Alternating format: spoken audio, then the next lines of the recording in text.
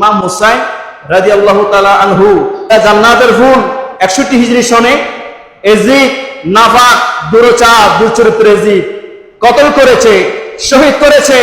শহীদ করার পরে শুধু শহীদ করার লাশ মোবারক ফেলে চলে যায় নাই, কতল করার পরে 2 রাকাত নামাজের অবকাশ চাওয়া হয়েছে। ইমাম হুসাইনকে নামাজের সুযোগ দেওয়া হয়েছিল।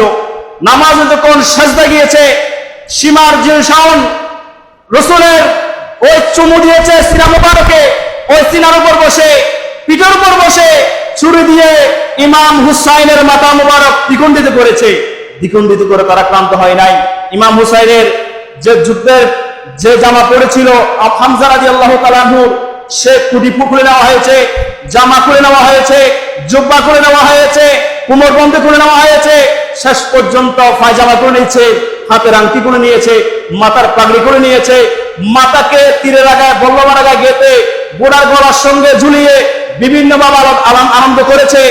বিবস্ত্র অবস্থায় ইমাম হুসাইনের লাশ মুবারকের উপরে 40,000 সৈন্যবাহিনী গোড়া চেড়ে দিয়েছে। 40,000 সৈন্যবাহিনী, 40,000 গোড়া একবার গিয়েছে আরেকবার এসেছে, একবার গিয়েছে আরেকবার এসেছে। ইমাম হুসাইন রাদিয়াল্লাহু তাআলা আনহুর শরীর মুবারকে গোড়া দৌড়ে দৌড়ে দলিত করে লাশ মুবারককে ছিন্ন বিচ্ছিন্ন করে নির্যাতিত করেছে। আল্লাহ এবং রাসূলকে কষ্ট দিয়েছে। জোরে বলে নাউজুবিল্লাহ।